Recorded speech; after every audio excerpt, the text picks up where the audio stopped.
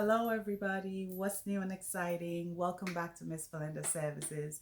Today, I wanted to do a quick check in, as in a check in to see how we all truly doing. It's been a hectic week of adjusting to new schedules. Back to school season has always been an exciting, chaotic, and nerve wracking time. Summer is ending, along with its freedoms and flexibilities, and fall is beginning, along with families having to reassess, recreate, and readjust to new schedules according to their current needs. I would like to acknowledge the fact that we are doing all of this on the back of a pandemic and its persistent uncertainties. We're also doing this after over a year of virtual learning and virtual work. We're also doing this behind the losses of devastation, act of gods and other unrests in the world.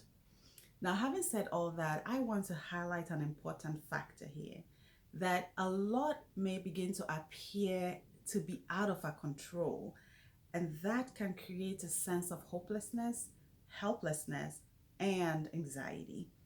That being said, we may not be in control of what's happening externally, but we do have control to a large extent to how we react or respond to what may be out of our control.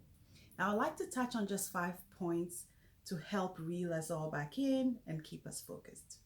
So, point number one, consider limiting exposure to anxiety provoking stimulus. In this case, people, places, and things that are adding to your distress.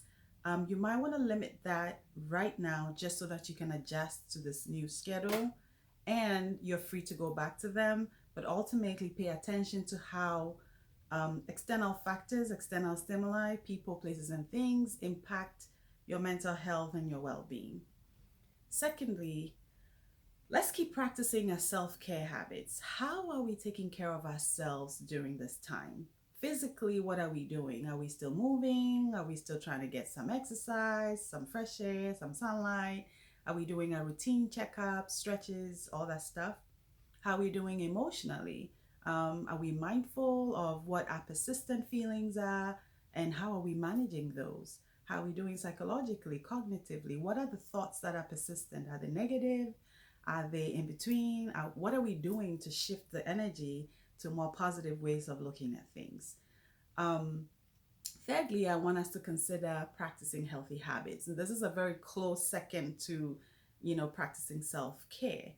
And going back to schedules, which is either work or school, creates a certain element of structure in our lives. So, practicing healthy habits is how we can incorporate into that a sense of reinstating structure and consistency.